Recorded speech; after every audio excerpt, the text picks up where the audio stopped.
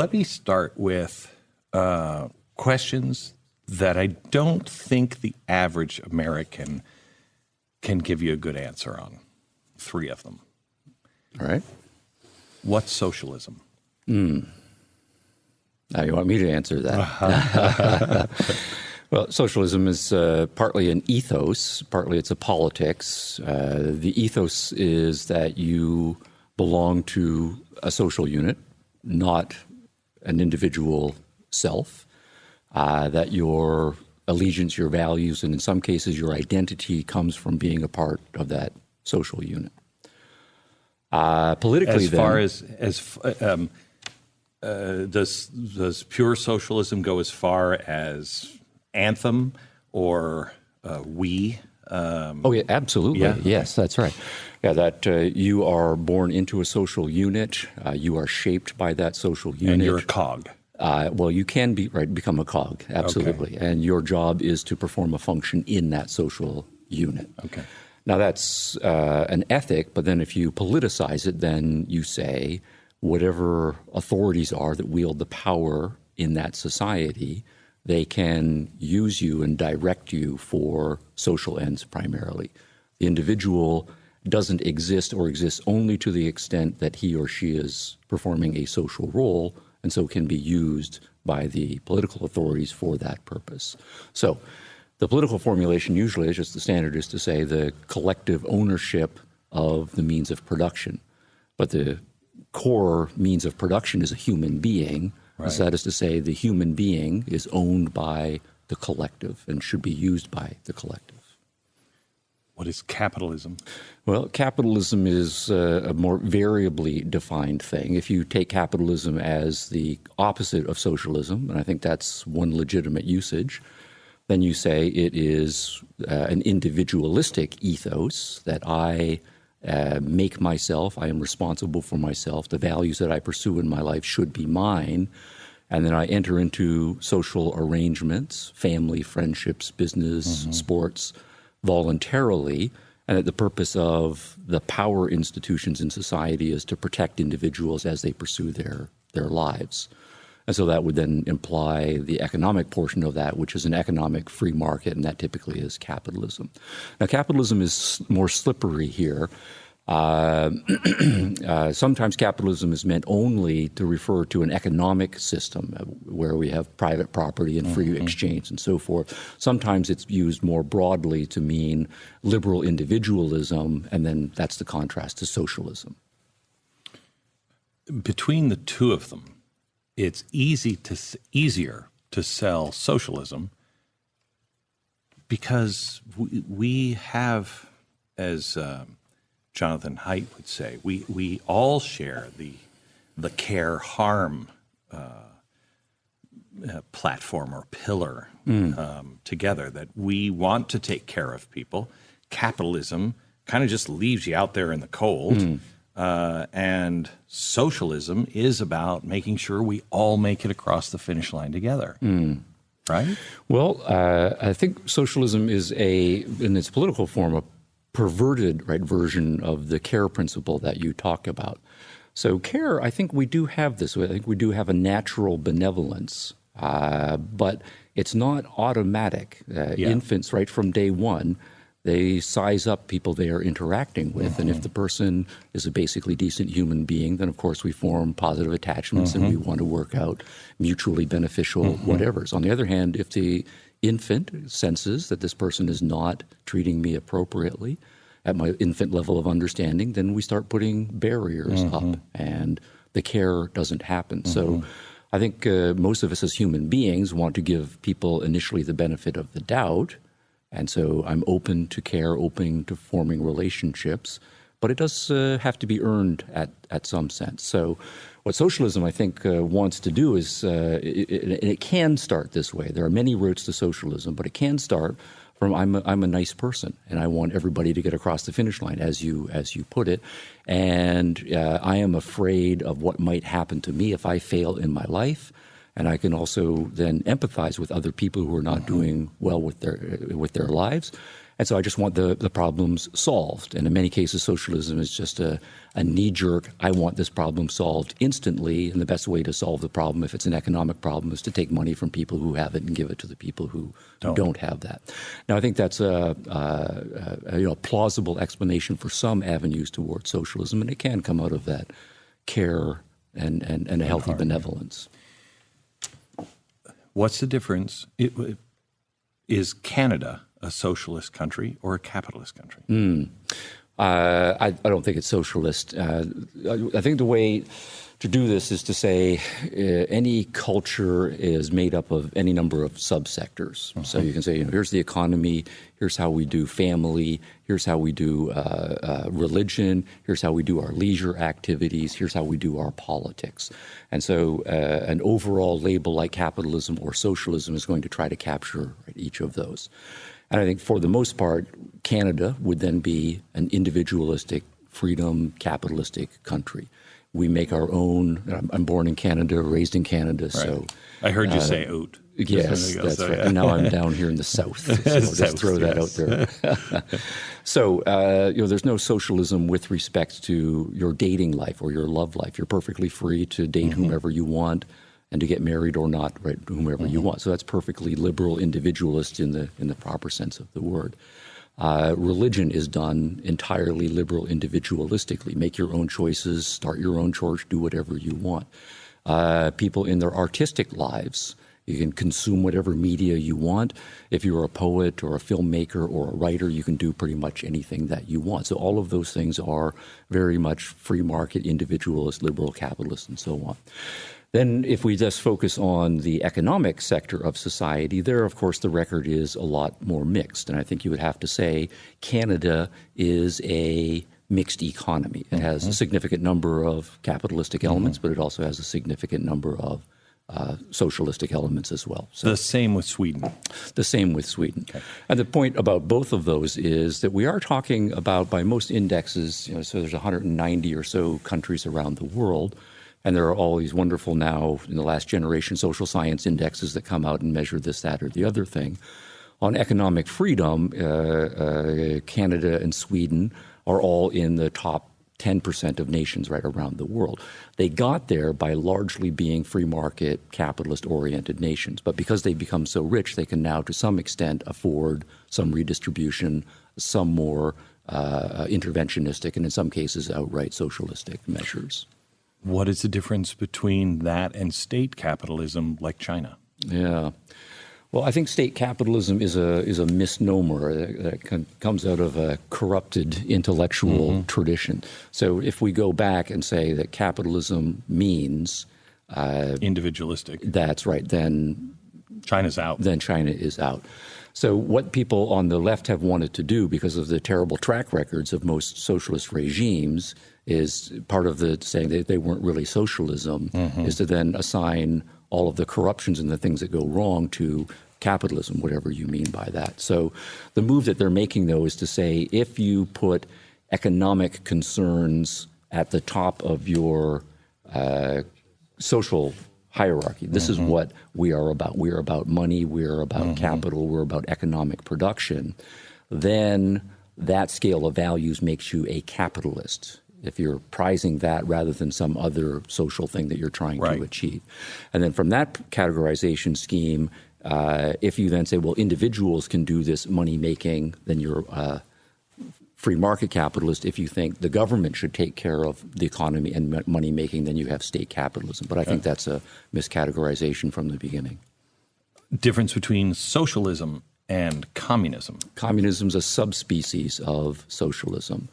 So it's a bit like saying someone's a Christian, and then immediately you've got a 6 Catholic or 7 or Presbyterian and Eastern and so forth, right? So the broadest version is socialism, where you say people belong to society, people should serve society, and society's organizers, the politicians, should be managing all of society. Communism is one particular subspecies of that. So Marx's name for it was scientific socialism, right, or communism, and those are equivalent. Now, what he means by the socialism and the particular version, or sorry, the science in the scientific socialism, that's another avenue that we can go down. But he is contrasting his version of socialism with earlier, say, religious forms of socialism, where, say, we are monks and we hold all of our property communally, we sleep communally, we eat communally, we don't have any personal possessions. So those would be religious socialisms. And then earlier utopian socialisms from Saint-Simon and Proudhon and Rousseau to some extent. Right here in Dallas. Dallas is the first socialist experiment in the United States. If you take away Jamestown and even some of the Pilgrims. I'm not familiar with that one. Oh, yeah. I'll have to look look up the the upper names, Midwest, where there was a whole number of socialistic experiments as well, New Harmony, Indiana, and others. So Marx and Engels were trying then in the middle part of the 1800s to distinguish their version of socialism, which they thought was more materialistic and more scientific from the other earlier versions of socialism. Anytime this has ever worked? Depends on what you mean by Didn't work. end in Right. death and totalitarianism. Well, I think if you think that monasteries and convents are a kind of communalistic or socialistic experiment, then you could say that they can work. In a country size. Okay. Right. Then you're not all volunteering to go serve God. I think, I'm a Christian, so Jesus comes back and rules over the earth. It probably will look very socialist. We'll all be putting our money in a big pot and everybody will only take what they need because we'll all be honest. That is a great utopian idea. But when you actually put men in charge and you're dealing with a large society, anytime it's ever worked? Well, I don't think it's a great utopian idea. So I do think it's bad in theory, but your question is about whether it's worked. And no, it has never worked on any large scale. Why do we keep trying it? Well, that's because it's got nothing to do with economics. It's really got nothing to do with politics, nothing to do with historical understanding. The thought experiment I like to do, and I've done this experiment myself, is talking with socialists over the years, is no socialist ever comes to socialism by studying economics deeply. No socialist says, I have studied the history of socialism, I've figured out what the flaws are, and I know it's going to work this time. None of them have done a serious study of political governance. What it is morality. They think it is moral. Many socialists of my generation, I'm now a middle-aged guy, but when the Soviet Union fell, and in the lead up to that, most socialists of that time would say, no, it's not going to work practically, but I think it's moral and I still believe it. Okay, maybe we have to make some moral compromises with capitalism and allow markets to some extent, but we're going to rely on some socialistic ethos as our kind of guiding principles, and we're going to try to forge a middle ground. So for the practicality, yes, we'll have to deal with the capitalists, but for the morals, we're going to get that from socialism. So I think they believe in a certain conception of justice, fairness, decency, and that's very different from the individual liberal conception of justice, fairness, and decency. So it's a moral collision, and that's where the battle, I think, really has to be fought. All right, so I think I'm going to get there in two questions here. Right. First, the socialism would be the exact polar opposite of we hold these truths to be self-evident, that all men are created equal and endowed by their creator with certain unalienable rights. Correct? Well, yes. If you take what the founders meant by those principles, yes. Correct. What they meant was we all are born, nobody's a king over anything. Nobody has a right that somebody else doesn't have. And that's a political equality. Right. Yes. Right. So socialism is the exact opposite of what we have? Or what our founders were striving for in our mission statement in the Declaration? Yes. Well, the founders were individualistic, so all of the rights that they hold to be inalienable inhere in the individual. And from that, they're largely drawing on a Lockean tradition. So each individual, according to Locke, should be free in his own person, in his conscience, right, and in his property. And so all of those are individualistic rights, but we all hold them equally. And when you're in a socialist society, who is the grand holder of rights? Or the bestower of rights? Yeah.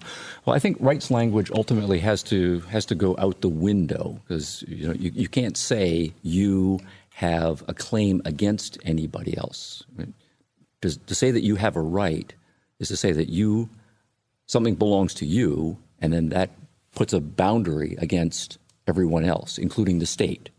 So the Bill of Rights, for example, is a limitation on what states can do to the individual citizen. Let me finish this point. So the socialists are saying you have no rights with respect to the community. So there are no boundaries that you can put against the community. So you don't have rights. Instead, you have obligations. You have responsibilities to society. So when a democratic socialist says, look, we're just looking for some common sense tampering down of rights, that's dishonest. I don't know. I think if, I'm inclined to give younger people always the benefit of the doubt, because they don't know the history, they don't know the economics and so on. But I would say if you are a college graduate and you are now intellectually mature and you are going to make public political claims, if you don't know what you're talking about and you're still saying things, then there's a kind of dishonesty there. Yeah, okay. You just haven't done your homework. Okay. Right. But then I think most socialists who are more articulate, in their heart of hearts, they know that they want power. They say, yeah, it's going to be democratic, but I'm going to be the one who gets elected, or I'm going to be the wiser person who's going to be wielding power on behalf of the community. Define freedom. Well, freedom is a negative. Political freedom is to say I'm not subject to a higher authority. And that then comes down to saying I have zones in which I'm free to think and which I am free to act. Now, that's to define freedom in terms of freedom, but that is to say whether I believe something, whether I say something, whether I do so is as a result of my initiative, not because of compulsion by some other authority. When you are in that state, then you are free. Now, the political freedom rests on a kind of understanding of what it is to be a moral human being, because rights are a kind of moral claim to say that politically we can't do certain things to each other. And that's to understand that we want human beings to be able to act a certain way, that we want people to be moral agents. And that moral agency, which is pretty political, also requires a notion of freedom, because if we're just being pushed around by forces beyond our control, we're not moral agents. So a deeper understanding of freedom comes down to a kind of volition, that I have a capacity that many other species do not have to regulate my own thinking, to regulate my own behavior. And because I have that capacity, I can be held responsible for it. I'm a moral agent. And because I'm a moral agent, then that has social implications. And one of those social implications is we have to respect people as moral agents and not try to treat them like animals.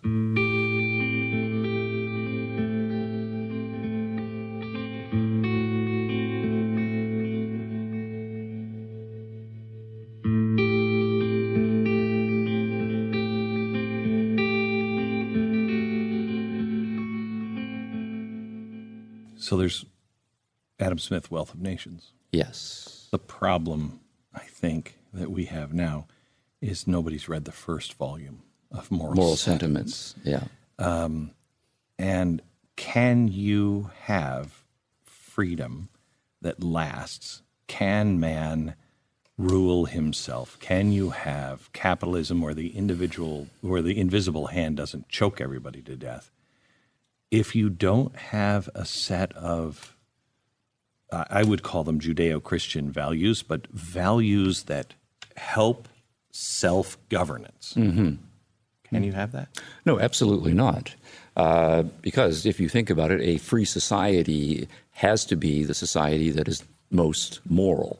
Because what you were doing is you're giving people huge amounts of freedom to say you can do basically whatever you want.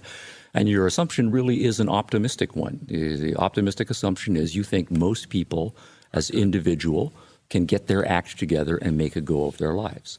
That if you leave people free, that they can work out together without their moms and their dads or a nanny state telling them what to do and doing oversight. So you do have a very optimistic assumption that is built into any sort of free market capitalism or liberal individualistic society. And this is why, while socialism often has a reputation, I think, for being an optimistic utopian view, I do actually think it's based on very pessimistic assumptions about human beings.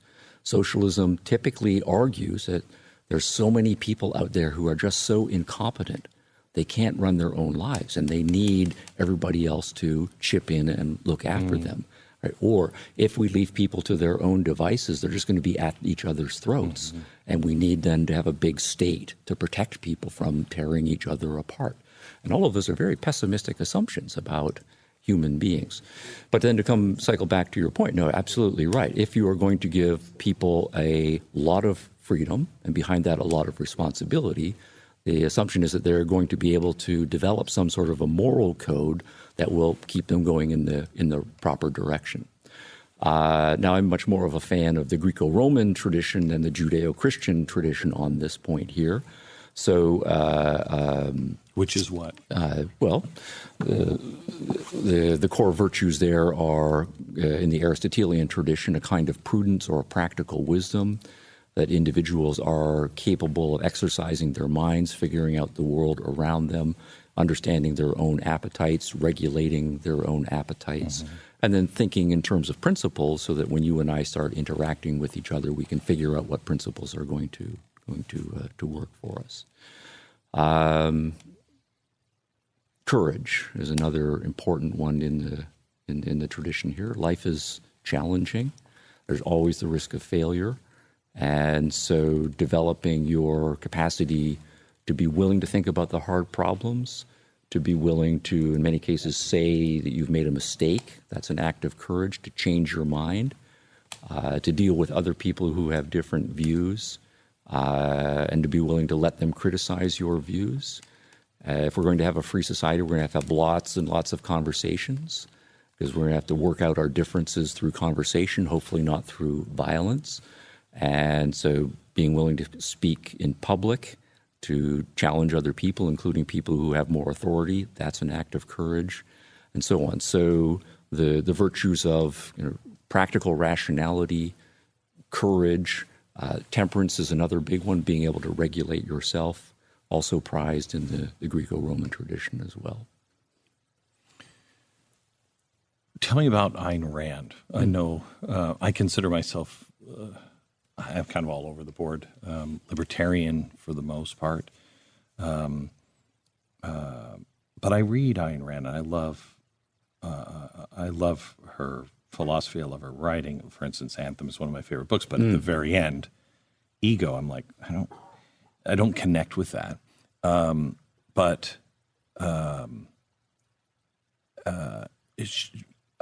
she has this view that, that charity is not necessarily a virtue, and wanting to give to others unless you choose to, et cetera, et cetera. It seems very selfish. Can you debunk that, or? Well, sure.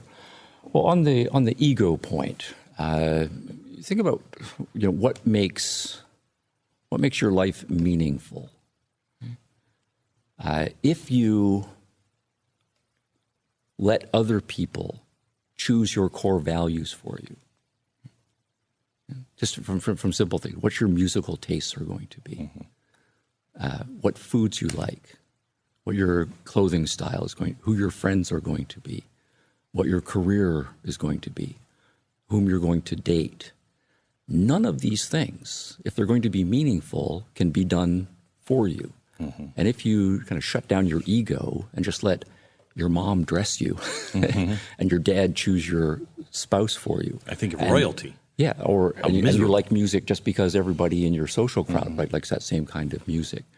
Then you will not have a meaningful life. So I think one of the points that Rand is insisting is on all of the core values, including all of the social values, the things that are socially enriching, friendship, love, business acquaintances, and so forth.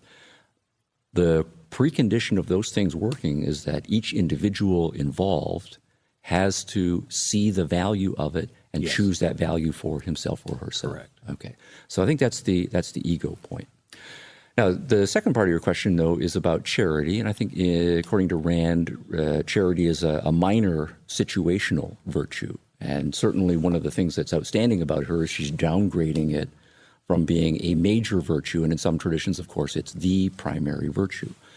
But I think the reason for that is that Rand does have a rather optimistic view about human beings, that human beings don't need to be treated like charity cases. And if you think about it, that is a kind of pejorative thing. If I go around in the world saying, I'm looking for ways to find people who need my charity, right? That's, and I think for most of us who have some measure of self-respect, under what circumstances will you accept charity? It's got to be pretty desperate situations, and you've tried everything that you possibly can not to be putting yourself in a charity situation.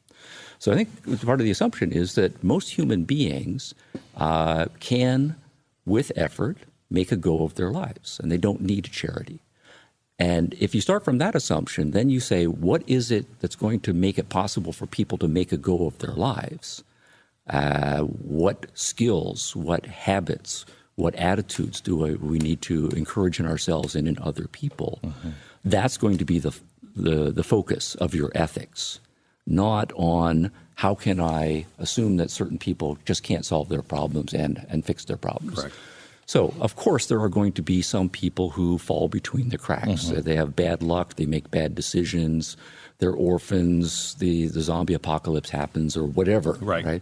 And in those cases, absolutely. If you're dealing with a decent person who's had a run of bad luck, that person's your friend or there's some sort of a nonprofit charity out there. Sure, but charity, of course. You're crippling people. You're crippling people when you don't allow them to fail. I mean, Benjamin. Oh, absolutely. Yes, Benjamin Franklin right. said the best thing you can do is make someone uncomfortable in their poverty. Right. And I don't think that is that would be. I think they might stone him to death if somebody said a politician said that today. Yeah, well, certainly the political ethos has shifted. No, but that point about failure is right. Failure is part of life, and you're not going to be actually living a meaningful life if you're not putting yourself out on the edge and accepting a certain measure of failure. So if from the get-go we say there's not going to be any failure, no matter what happens to you, you're always and automatically and instantly going to be bailed out, well, then you're setting people up for the more general failure of not putting together their own life on their own terms. That's where we're at. We're at a place now where the world is saying, too big to fail or too little to fail. Yeah. Guaranteed jobs, guaranteed houses. These are all the things that democratic socialists are now talking about, which I think is just corrosive to the soul. Yeah, absolutely. Yeah. But it's kind. It's so warm and fuzzy. How do you get a group of people that really haven't had to work for anything? I mean, we are the first generation. I'm 54. I'm the really first generation. I didn't have to fight for something. I didn't have World War II where we were fighting good versus evil. The Soviet Union, I didn't fight that. Politicians fought that. So nobody's picked me up by the jacket on political philosophy and thrown me up against the wall and said, what do you really believe? Right. We now kind of just expect it's always going to be this way because it always has been this way. How do you get people to value what we have before we lose it when everyone will go, oh, crap, that was pretty good, actually? Right. Well, that's the big problem, and it's a parenting problem. It's an education problem. I think there is great value to being in such a successful culture as we have, and we have been successful in so many, being able to take that for granted and then just get on with the business of enjoying your life and doing something. But it's also important to realize where that came from and what the preconditions of that are, that there is real evil out in the world, that success and progress are not automatic, and that all of the goodies that we are able to enjoy don't just appear magically right from heaven. And so I do think there's a lot of traction to the kind of criticism that I think he was making, that we do have now probably 2 generations of people, our generation included, who haven't had it that hard, where we've not had to get down to the fundamentals and really think about what we are willing to die for, and then conversely, what are we actually living for? So that value clarification at a very fundamental level probably hasn't happened. Can you be a fulfilled human being? I look at this as, this is the luckiest time for people to live right now, I think. Not only because it's really good, but because it has the potential of being very, very bad as well. And if it goes that way, we are going to have something that I haven't had my whole life, and that is I get to find out for sure who I am. The best or the worst of me is going to come out. And that, I'm an alcoholic. I would not be here if I hadn't had my crash and decided to get back up. Can you be a full person who you really are without that crash, without that real pain? Well, I think I'd have to say I don't know, but I think we can live the best life without necessarily having alcoholism or war force it upon us. I think all of us do recognize in most areas of our lives that if we are going to make them meaningful, we do really have to put ourselves out there. In relationships don't work, for example, if you're holding back. And so we might all go through heartbreaks in our teen years and go through divorces, and those test your mettle at a very deep level. And the same thing can happen in careers. If you really have some business aspirations, you start a business, you have to put yourself out there. And most entrepreneurs do go through failures several times before they achieve the success. And because they have really put themselves into their business, it is a soul-wrenching experience to go through. No different than, I think, a failed marriage or a serious relationship. I think it can also happen in religion, right, where if you are going to make your religion or your philosophical views serious, you can't just be formulaically going through things. You have to put yourself out there.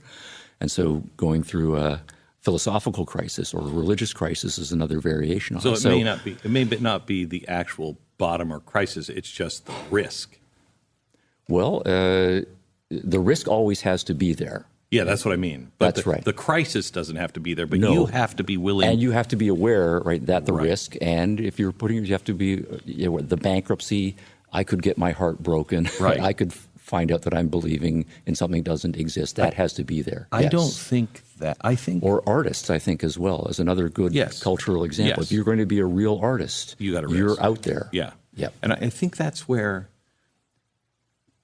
I think that's the courage that we may be missing right now. Is I think we as a society, we're not all that sure that we as individuals, that there's anything in there, that there's anything great in there, that there's not sure. And so many people hang on to their pain or their troubles or whatever, and that defines them. Because at least for me, when I started really starting to want to learn, you come to a point to where you say, if I take this step and this is true, that means I'm going to change here, here, and here. And you're not sure. It's why people sometimes don't read things. They don't want to necessarily know that because they don't want to change. Exactly. Yeah, sure. Right? So there's a laziness, right, or a lack of ambition that's characteristic of lots of people. Or a lack of courage Sure. Because you don't think that that's going to be any better, or you just don't want to do that because kind of you like this over here. Sure. Yeah. Tell me one more definition, and then I want to talk to you about postmodernism. Okay. Tell me the difference between the actions of Antifa and the Nazi brown shirt. Great. So if you just let your eyes go out of focus just a little bit and you're looking at the two groups, you don't see very much difference. You have to toe the line.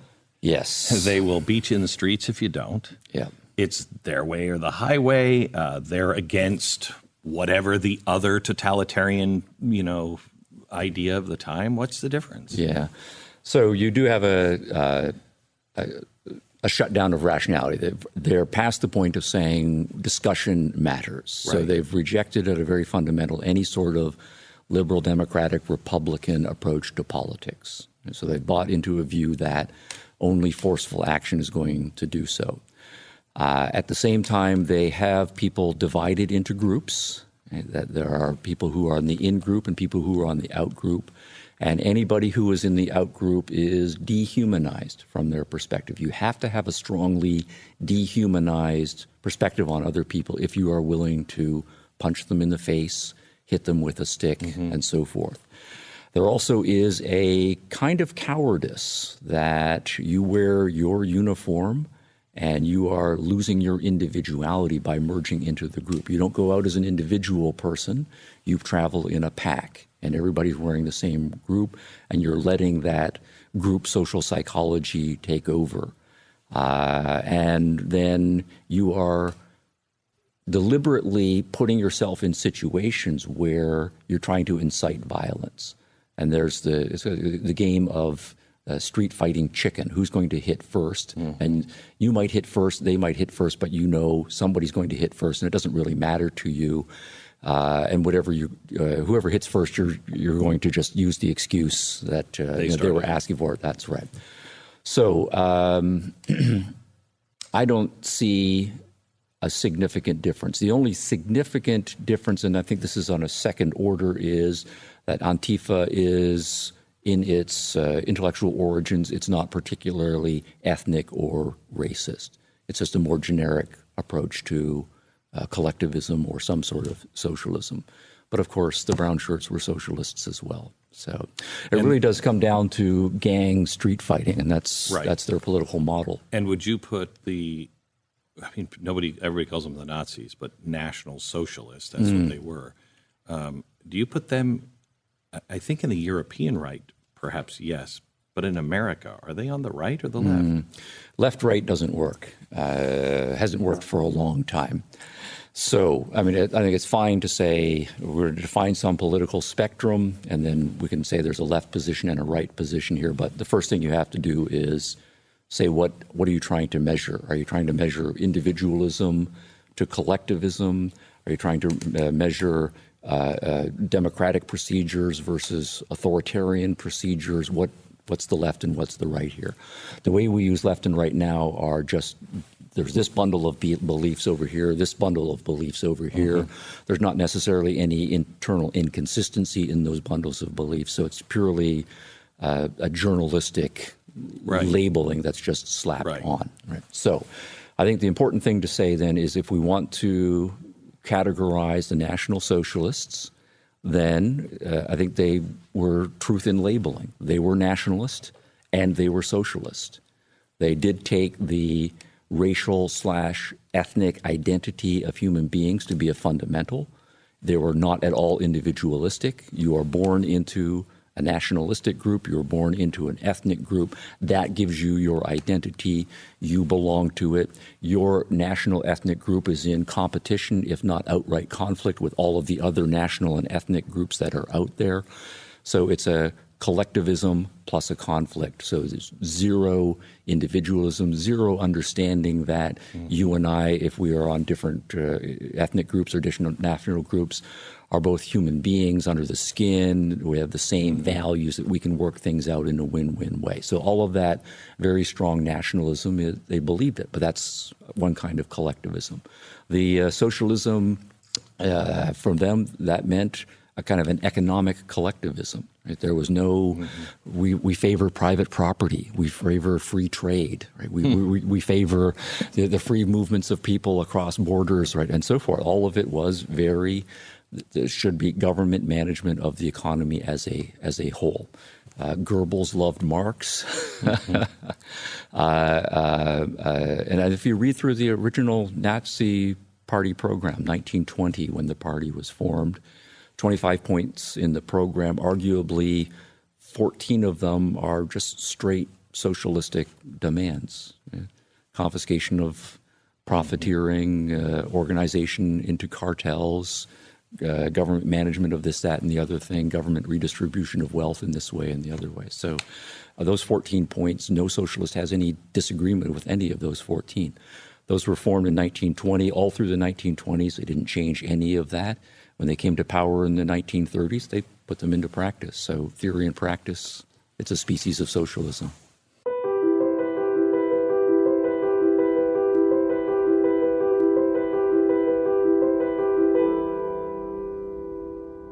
Let's talk about postmodernism, and I want to talk to you about it in this framework. I don't think most Americans know. I think if we're not there yet, we're very close. That we are not in the progressive era. We're in the postmodern era. The progressives, they've been eaten by the postmodernists. And most people get up every day and they hear a new term or a new name or a new thing that they have to do or say or call somebody. And they hear how bad they were or some group was. And they don't know where this is coming from. And without understanding, we're playing into their hands, I fear. So understanding postmodernism. Yes. Yeah, postmodernism is a thing. It's an important thing. But you're also partly asking a demographics question. If we try to say, here's our era, so as we take our era to be just say North America, just to keep it relatively simple. Then I do think you have to go and ask what are the main beliefs that most people believe. And I do think there are a lot of progressives out there. There are a significant number of postmoderns, and we'll come back and say what that means. But I do think... hang on. You're very precise with words. You're very much like Jordan Peterson. I don't know what it is about you Canadians, but you're very precise. All right. Maybe it's the nerd element. So what I mean of a postmodern era, that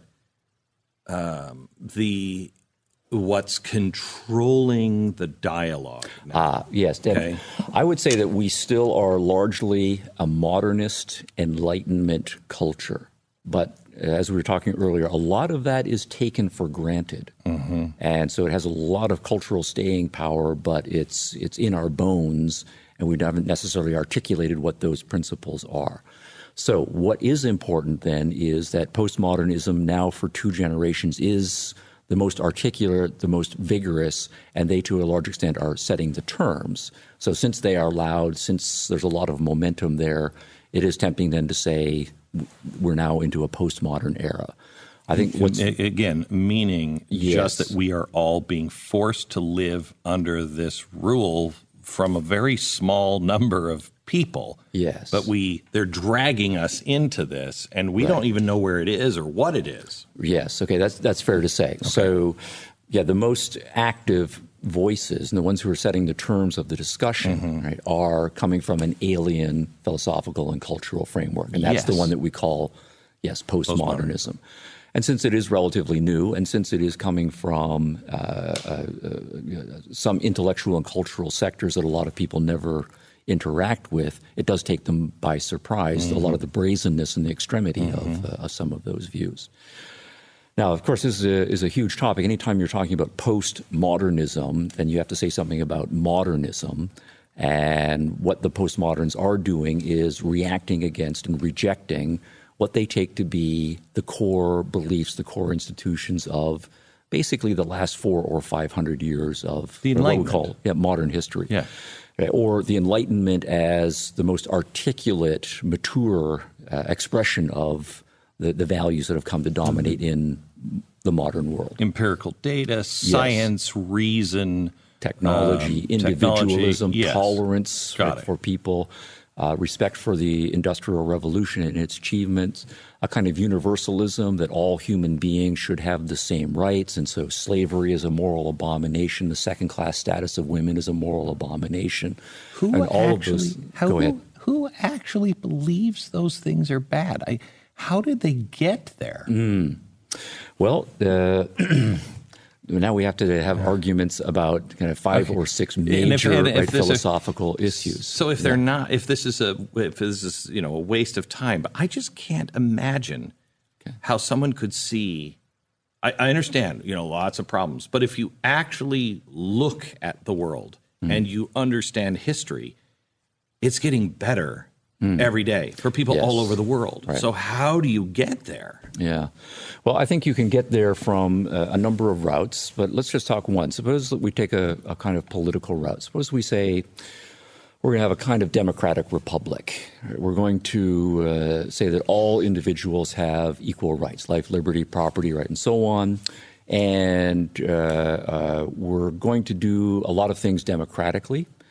Then what does that presuppose? Well, partly it means that you believe that there is such a thing as universal human nature. And that's going to be one point of attack. Is there such a thing as universal human nature?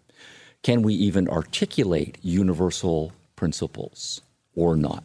And if we become skeptical about our capacity to think universally and in terms of very broad principles, then we're going to start thinking smaller scale and start focusing on smaller groups. And that's going to be one dynamic. But if you just think about democracy, why do we do democracy? And we say, well, it's a very messy process. So we say, well, the ideal of democracy is going to be every adult is going to participate in the process. Every adult is going to have a say. And we want people to vote, and we want them to vote in an informed way. But how are they going to become informed? Well, we expect them to do a lot of thinking, a lot of reasoning, that they can think about very complicated issues, foreign policy issues, environmental concerns, right, problems in the third world and so forth, that they can gather a lot of data. They are willing to listen to arguments by people who have different political positions. We can run experiments, and this is the science part coming out. We're going to give power to these people for a little while. We're going to assess the results. Is it working or not? If we say, I made a mistake 4 years ago in voting for this guy, I'm going to change my mind and I'm going to vote for these other people over here as well. That's a very optimistic, pro-reason view of human beings. And an amazing thing that it has worked as well as it has. That's right. So democracy is in part coming out of the Enlightenment, because the Enlightenment had a very optimistic assessment of the power of human reason, and that it was by and large universally distributed across all individuals, and that with the right kind of education and the right kind of freedom, we can make people politically competent, and you're going to get good results out of that process. Now, if you don't believe in reason, and all of the postmoderns stand at the end of a long skeptical tradition that came out of my discipline, philosophy, that by the middle part of the 20th century said reason really is impotent. Reason really is a fraud. How? And that is not what drives human beings. But we'll come back to the how in just a question. But then the question is going to be, if you don't think that people are rational or that reason is particularly competent, then your understanding of how politics has to be done has to change. It has to be done non-rationally. Right.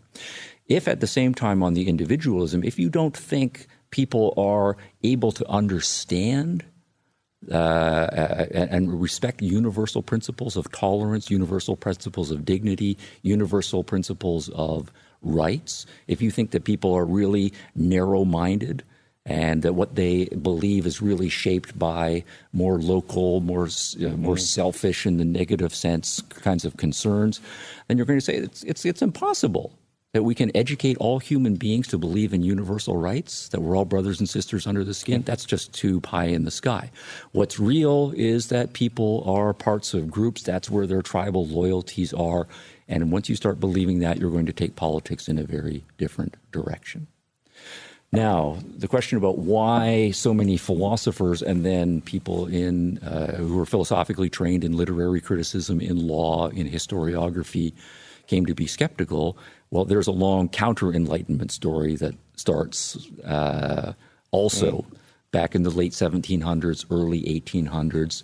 There are important philosophers like Jean-Jacques Rousseau, Kant, in my understanding of the story, and there's a long discussion that the philosophers are having. And the way I read it, and this is in my book, I'm glad that it's on the table so people can see it. Thanks for that. Is that things move slowly in the academic world, but the skeptical arguments about the power of reason lost by the time we got to the middle part of the 20th century.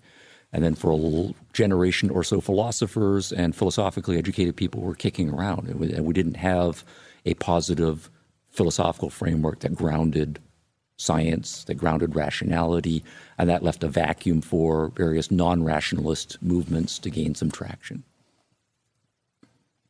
Explain the last part of that, because I'm not sure I know what a non-rational... Yeah. Well, if you think about, since we're talking about collectivism, socialism, Antifa, and so forth, these are all movements that come out of the left, right, broadly speaking. So by the middle part of the 20th century, that's when the big shift is going from the old left to the new left. And so people who are of our age now, we are old enough to remember when the new left really was new and it was vigorous. But what was the new left all about? Well, it was about a splintering of what had been a kind of monolithic, quasi-Marxist, neo-Marxist movement. Marxism really was the only game in town for the left for about a century. But when that came widely to be seen as a failure, including by people who were fellow travelers on the left, there was a lot of soul-searching on the left, and the left did splinter into a lot of new factions. And that's what the new left was all about. But a lot of it was anti-rational. So, for example, if you think of Maoism, which became very popular in the 1960s, well, Maoism is a much more irrationalistic version of Marxism. And it's explicitly to say we're coming out of our Marxist traditions, but we think that Marxism was too wedded to rationality, to logic, to science. And what instead we need to do is not wait for rational, industrial, logical change in the march of history to occur. What we need to do is have strong assertiveness and will, and it's going to be these non-rational political energies that are going to cause the right kind of revolutionary change. You have people in the Frankfurt School who are explicitly saying that what has happened is, and so Herbert Marcuse is an important person in the 1960s, right, a thinker of the New Left, that capitalism and science and technology have succeeded in taking over the world and normalizing things and giving us all of these goodies so that we're comfortable working our 9-to-5 jobs and then watching the TV and doing whatever it tells us, and we're bought off by all of the gadgets and so on. That if you're going to retain any sort of humanity, you have to become an outcast. And you have to try the drugs, you have to try the crazy sex, you have to be willing to engage in the criminal activities. You have to go in the Fight Club direction, thinking of the movie. That's the way that we have to break out of what is too rational, too logical a system. And in the chaos, then we just hope some sort of new form of collectivism, socialism, or whatever our idealism is going to emerge. So it's an explicit embrace of non-rational or irrationalist techniques. But that's given space by the failure of the intellectuals to say that, no, we can understand the world rationally and logically and scientifically.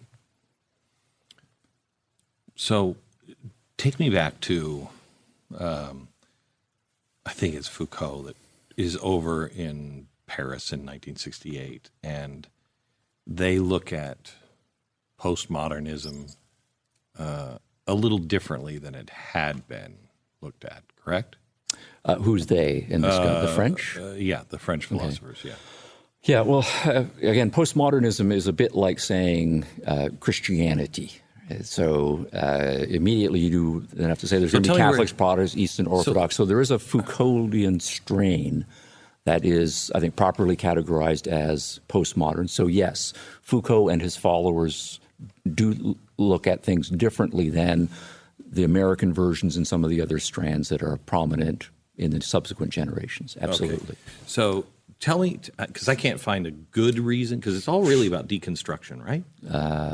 Well, deconstruction is most associated with Derrida, and comes out of literary criticism. It's a way of reading texts. Right. Yes. But basically that says I can put that text, basically I can put my words into that author's mouth if I can draw the storyline together. Yes. Right? Well, the idea then of deconstruction, right, is to say when we are reading texts, there is no such thing as an objective reading of the text.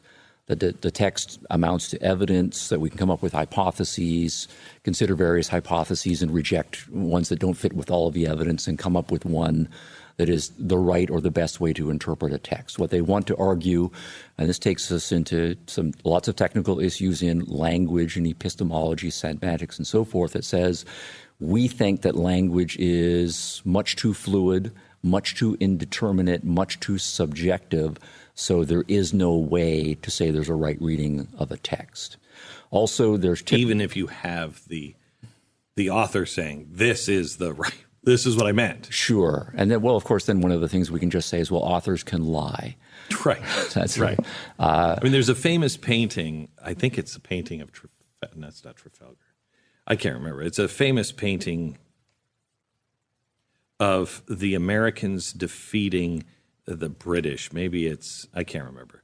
And there is a black man kind of hiding behind a white guy. Well, the black guy is Peter Salem, who was a very important player in the American Revolution. The painter at the time is on record saying that's Peter Salem. He's a hero in that battle. The way it's now, this art is being taught in universities is, no, that's a slave. He was a free man. That's a slave. And it doesn't matter what the artist said at the time. Right.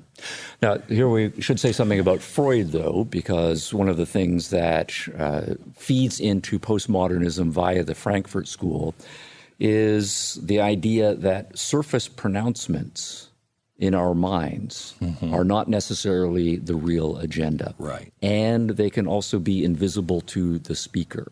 And so only the specially trained psychoanalyst or the specially trained critical theorist is the one who can know what's really going on. So I don't know this particular interpretation of the Peter Salem issue, but the argument is certainly going to be that there's a kind of false consciousness. Right. We know better than the artist does himself. If there was no Nietzsche and no Freud, would there have been the struggle of the 20th century the way it was? That's an interesting what if question. Yes, nasty, toxic brew of about 40 years with all kinds of stuff mingling and mixing. Yeah, absolutely. Well, I think Nietzsche and Freud are justly read for the reason they were geniuses, they were brilliant. I think we would have gotten there anyway. It just may have been different rather than saying that there's one towering genius like Nietzsche who put it all together effectively. It may have been worked out by 4 or 5 individuals of second-tier status. But there is a logic to the way the intellectual discourse was going. Nietzsche put the package together. We would have gotten there, I think, anyways. Do I read it right? God is not dead. God is dead, meaning good luck. What are we going to do next? Because you're going to replace him with something. What are we going to do next? Kind of a warning in a way. It's not a celebratory God is dead, is it? Well, I think it is. Do you? Yeah. No, now we're talking about Nietzsche interpretation. Yeah. Yes. His interpretation. Yeah, 'cause I think Nietzsche is ultimately seeing that as an affirmation.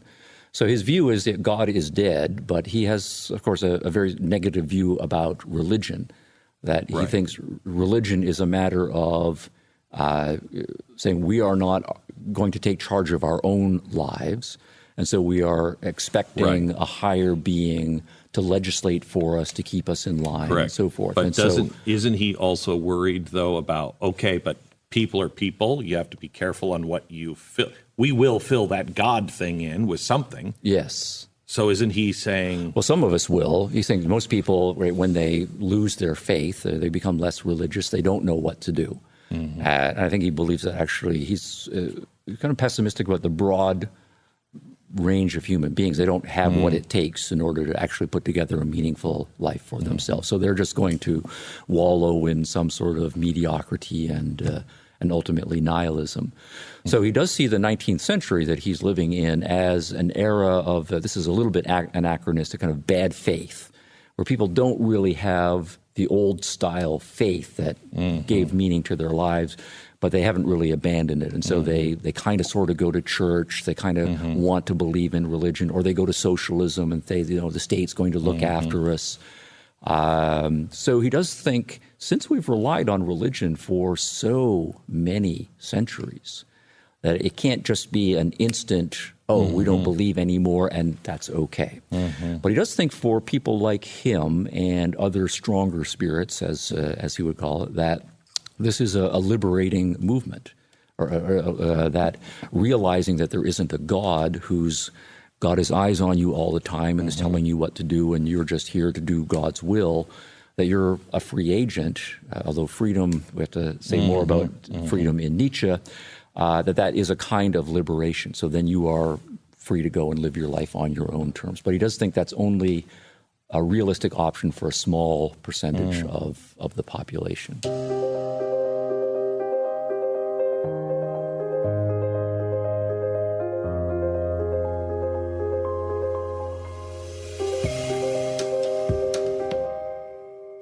We go into World War I, and it's a mess, and you get the Dadaists and you have kind of this toxic stew, and then I think the Dadaists are making fun of the elites, really saying, I can do anything.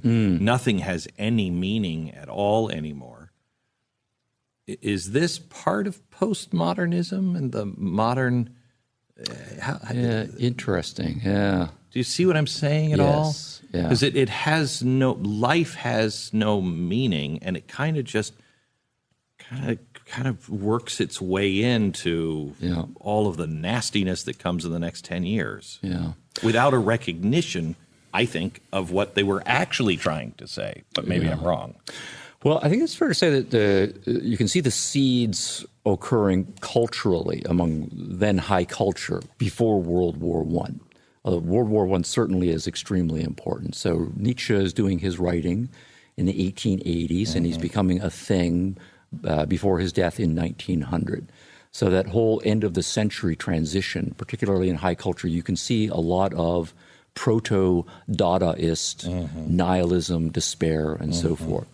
And so just at a purely intellectual, cultural level, if you are a well-educated person and you're a sensitive person the way an artist is, you're channeling the zeitgeist or the spirit of the times, and you have things like Darwin, right, saying, and this is not Darwin, nature red in tooth and claw, and we're all just animals and its instinct, sex, and aggression.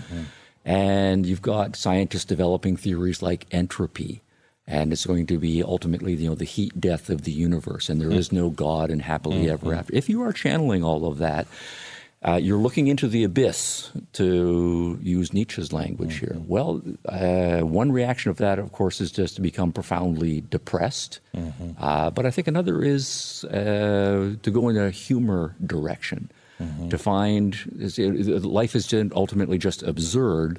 And again, anachronistically, to go in a kind of Monty Python, play around with the absurdity direction. So Dada, I think, is coming out of that. It is an embracing the absurd in a somewhat whimsical, but nonetheless at the same time serious way. So it's coming from a deeply pessimistic place, but nonetheless you've got some creative energy and you're not just going to go totally into nihilism.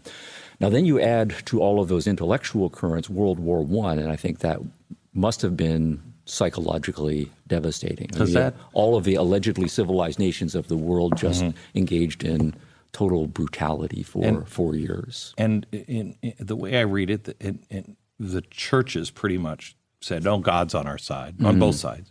And it kind of was that final collapse of the lower class of the faith in God, and you had nothing, and they started turning to occultism, looking for any heritage, anything to hold on to, right? Yeah. And the only reason World War I would be if you're troops, right? One of the millions of troops, and you're not an educated person, you're just an ordinary working person or whatever, and you've got standard religion. Of course, the problem of evil or the theodicy problem is going to be real for you, right? God is on my side, and I'm doing this to other men, and they're doing this to me, and it doesn't make this sense. Is not part of God's plan. It can't possibly be. And that, of course, how can there even be a God if this is the world that he's put us in? So yes, absolutely. So my line of questioning here is really, I think that there are patterns that repeat, and it's not exact, but they are the same general tune. We have the same kinds of things happening with us now, to where society is collapsing. We've had shocks to the system, not like World War I, but we don't really know what we're doing. The great American empire is seemingly coming undone. Nobody has an answer. There's nonsense from postmodernism. There's 100 different genders. And it's just all fraying the way it did, 1920 Europe, Germany. Am I reading too much into that? Well, that's a big picture assessment. I think things are actually better. I'm less pessimistic. We do have a lot of things to worry about. Absolutely. And crystal ball gazing, we can't go too far down that road. In one sense, I'm not worried, because I do think in American culture, Canadian culture, broadly Western culture, which is now becoming global culture, we have huge cultural reserves that are very good. I think the vast majority of people are basically decent, basically rational, and so on. But we do have a problem with the fringe, edges. With the edges. And I don't have good demographics on whether that's 3% or 7% or whatever. The latest study shows 8%, about 8%, which is really insignificant. Now, then it's insignificant in a quantitative demographic sense, but then the qualitative issue is, where are those 8%? And if they are in important cultural institutions like universities, where all of the future professionals and teachers and journalists and so forth and politicians are going to be educated, then that 8% matters a whole lot more. Right? So there's got to be a qualitative measure as well. But at the same time, if you think about what people were struggling with in the first half of the century, you mentioned World War I, the Depression, World War II, the Holocaust. I don't think we are dealing with cultural and political enemies on that scale.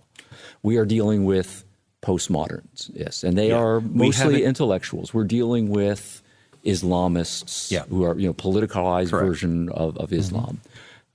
We are dealing with political tensions in Russia and China and so on. But I don't think those are on the scale of World War I or World War II. I agree with you. So in some sense, our enemies are much smaller. So let me just say this. I am part of my job is to see a little bit over the horizon and to map it. And, as soon as the Starfield roll starts rolling the other way, great. But as long as the star field is rolling that way, okay, what do we do now to prepare in case those things happen? Right. You have global economic collapse, which is, somewhat of a pretty good chance that could happen in the next 5 to 10 So we have to years. identify all the possible apocalypses in different sectors and have a contingency plan. Sure. Yes, reasonable ones. What we have to do right now is start to come back together, because what happened in the 1920s, after all those things happened, then you had the Great Depression. Morals meant nothing in the 1920s. People started getting rich. They started, I'm talking about Germany. They start to get rich. The morals kind of go out the window, et cetera, et cetera. Then somebody comes and says, I'm going to reset it. And people were ready, at least 30%, ready to have that. And the rest just kind of went along. It was too late. We are having political enemies. We're starting to enter a time that could begin to resemble 1968 America. We have to learn how to have dialogue with the people we've been trained to hate. Yes. Or we're going to go down that road Right. that has happened before. Yeah. So I want to talk to you about postmodernism in that framework here. Right. Because most people get up and they hear, oh, I have to now accept this gender too, or I now have to say this. And yesterday that was okay, but today I could lose my job for saying that. Yeah. They don't know where that's coming from. Nobody's recognizing it. You just comply. And so there's a large... Well, the problem is the compliance element. I have no problem with us having a vigorous national discussion about how many genders and so forth there should be. Correct. That's absolutely right.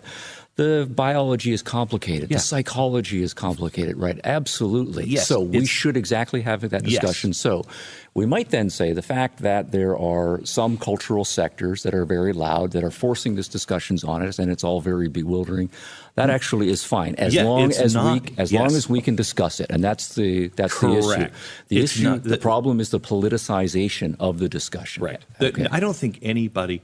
Look, I don't know what the reality is, but I don't know anybody that looked at Bruce Jenner and did anything but, oh my gosh, you felt that way your whole life? Why didn't you say something? We don't want you to feel that way. Right. Yeah. Nobody was like, oh, well, you're a freak. I think we're beyond that for the most part. I think we're beyond Well, again, we got the 3% or whatever. Sure. Right.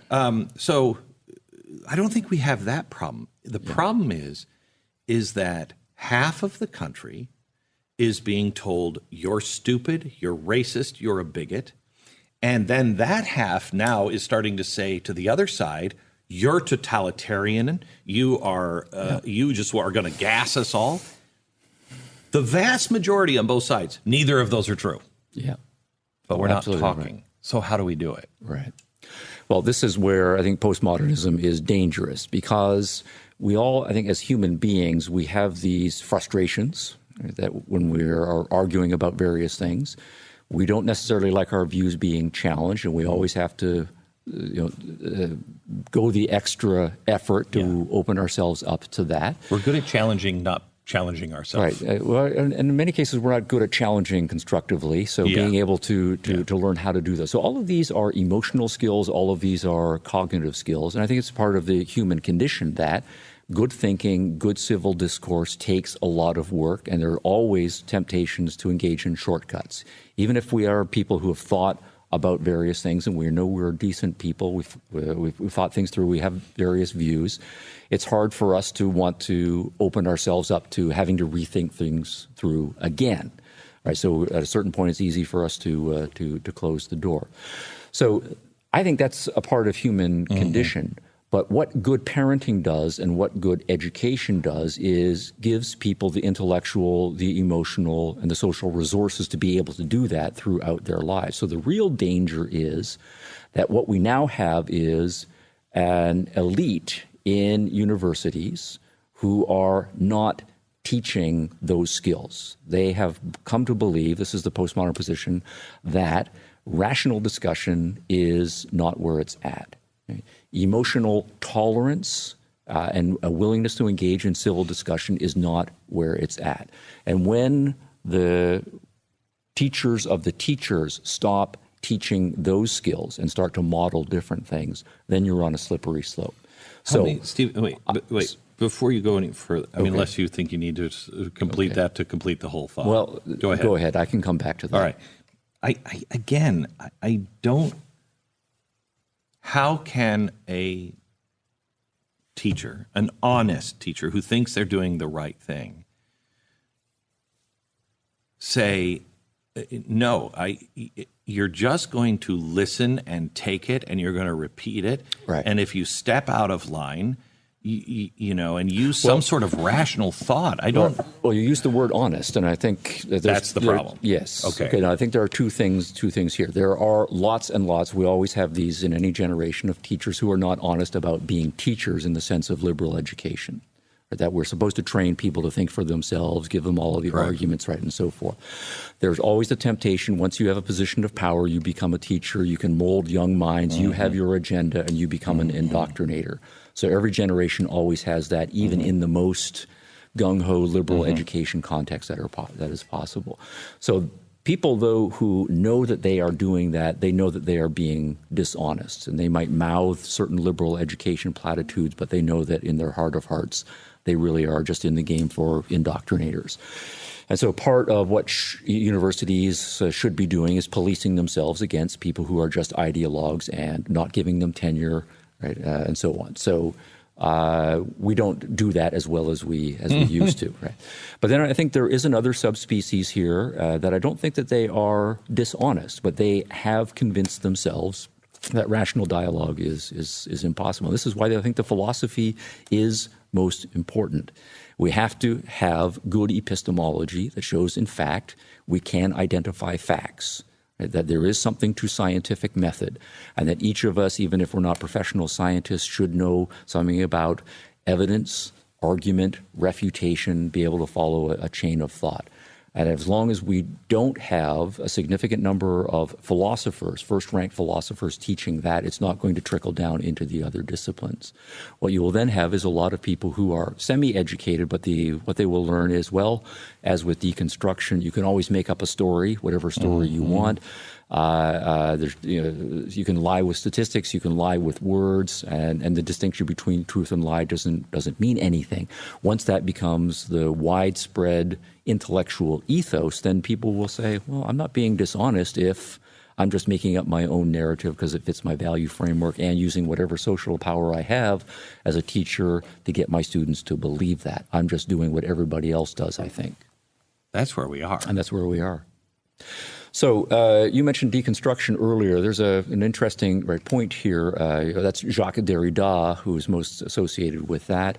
But Stanley Fish, who was a very famous professor at Duke for many years, and he came to my home state of Illinois.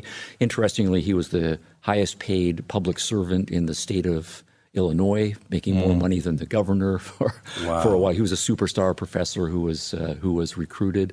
And one of the quotations I like from him, I don't agree with it, but he's saying, deconstruction, basically saying, there is no truth, there is no objectivity, there's no such thing as a right interpretation of text. He said, this is very freeing. I don't have to worry about what the right interpretation of text is. All I need to do is just be interesting. Right. So I just be playful, and then if I'm interested in some strange reinterpretation of a given painting or a given Shakespearean text, as long as someone reads that and says, oh, that's kind of fun, or a new way of looking at it, that's fine, because no one can say I'm wrong.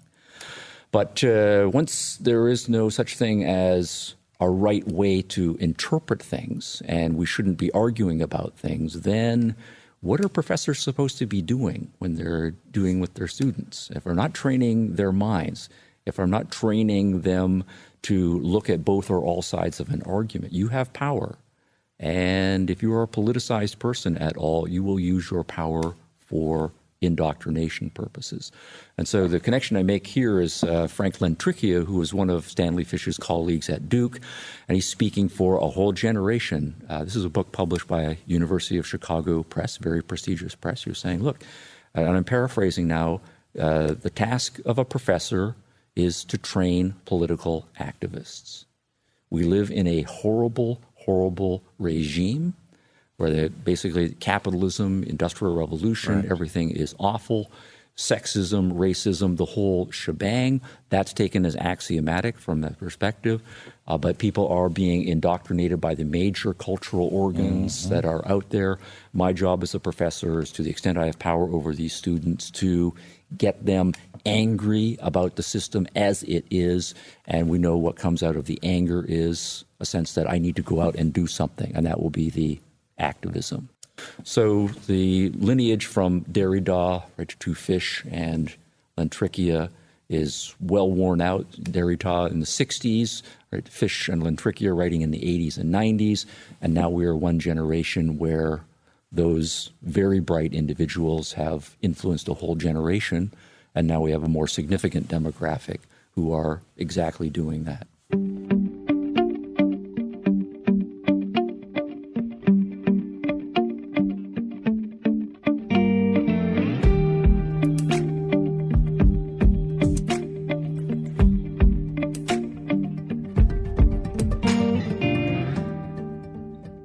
So how do we get it back? How do we not embrace our anger and punch back? Well, I think we should be angry, because I think this is a betrayal. So I think the anger is there, but then we go back to the Greeks and anger management. The stakes are high, and anytime we have a major injustice and an anger assault, we should be worked up about it. I find it very difficult Yes. to talk to people, because when I say we cannot strike out, they interpret that as you don't have a reason to be angry. This is righteous anger. This is my culture, I feel, my country, the Enlightenment facts have been stolen. Yeah. And they have trained a new little army to enforce it. So you damn right we're pissed. That's right. But now we have to be smart on how we fight Exactly. That's right. So your anger has to work with your reason. Your passions have to work right with your mind. So we should be activists ourselves, right, in the cause of truth and justice and the American way in the American context. Those values are legitimate values, and they should be fought for vigorously. But right now, the battle is not World War I, World War II. It's an intellectual battle. And so, and this is not just me as a professor saying, I'm a hammer and everything is a nail. This is the most important battle. It is an intellectual battle, and it has to be fought in the universities. Who's fighting it? Well, I'm a little bit optimistic at this point, because my sense is that most people who were first-rate in the academic world in the 80s, 90s, and the first decades of the 2000s, they were off doing good work, whatever it was that they were doing. They are aware of postmodernism in various manifestations, and they're just saying, that's just a bunch of fringe people. I don't need to take them very seriously. Who can possibly take that seriously? And it doesn't make any sense to me anyway. So that then did leave a vacuum, and part of postmodern strategy or sub-strategies is the long march through the institutions to capture those institutions. So they were playing the political game. They are capturing those institutions, but then once they are in enough of a position to become a more serious nuisance, then I think the first-rate people start to pay attention. And so for the last 15 years or so, there has been an increasing number of people in all the major disciplines, right? In psychology, in history, in law, in my home field of philosophy, who are taking postmodernism seriously. And so the intellectual debate is being joined. And that's a good sign. Yes. Right? And I think also a very good sign is that postmodernism is in part an activist strategy. And so now that it's done well in higher education, it's stepping out into all their cultural spheres. And so the more general public, who's also out there doing good work, are starting to become aware of it, but we're also starting to see engagement on other cultural fronts as well. Now, I don't think there are any shortcuts. It's going to be unpleasant. It is going to be nasty. And I think, as you are suggesting, in one sense, we have or at least one hand tied behind our back, because we're not willing to initiate certain tactics that they are willing to. We're going to take the high road, and I think we should take the high road. Well, use physical force only as a last resort and in self-defense. Right. And if it is about creating chaos Yes. and dismantling by and not using reason, by allowing yourself to be angry and reacting and creating more chaos, aren't you just hastening what they're trying to do? Yes, absolutely. Okay. That's right. And this may be a cheap shot, but I do think the postmoderns and a lot of the activists, they recognize that if they have to come up with evidence, Yeah, right. they're not going to win that game. Correct. If it's a matter of logical, rational, scientific, they're not going to win that game. So they are using the tactics that they have, and that is street fighting. Just as in other branches of the military, if you can't compete on traditional tactics or high tech or whatever, you use guerrilla tactics. And so I think what we have is an intellectual guerrilla strategy that is being mounted here. And we do need to be willing to use force in self-defense and to keep that contained. There's a legitimate role for security forces and police forces. Martin Luther King asked for a permit to carry a gun. Yeah, absolutely. He was denied, but Sure. he asked for it. That's right. But at the same time, we have to make sure that we are reacting only legitimately in a self-defense fashion. Yeah. And at the same time, paying more attention to the cultural institutions, the issues of civility, what really liberal arts education is about, what proper rationality and respect for human dignity and human rights requires, and all of the arguments and understandings that go into having a decent, rational philosophy that can support a democratic Republican polity. We need to reinvigorate that. To a large extent, the postmoderns are operating in a cultural vacuum. We have taken a lot of things for granted and not defended them very well for several generations now, so we need to up our game. Would you come back and help us with that? And I will be happy to. help to teach some of the arguments that I don't think people haven't thought that deeply about things for a long time. Yeah, one of the sad things I'm noticing, I'm now old enough to have been on several hiring committees, and I'm at a smaller liberal arts institution, and so I interact with faculty, and I hope I don't just sound like an old person at this point here, but an increasing number of people who come out with PhDs and they really have not gotten a full education. Oh. And it's not just that, in the first generation or so, obviously we can't all read everything, but most of us have made an effort to read all of the greats and to know something, to have some working. But I noticed this about 15 years or so ago, people just say, I haven't read that and there's no need for me to read that. And it's one of the giants, right, in the literature. And sometimes it's just a matter of, I'm only interested in this. But also it's just, that's from an alien tradition, and no point reading that. Stephen has written a book called Explaining Postmodernism, Skepticism, and Socialism, from Rousseau to Foucault. It is well worth your time reading, and I hope to have you back. All right. Thanks for the plug, and thanks for the invitation. Thank you.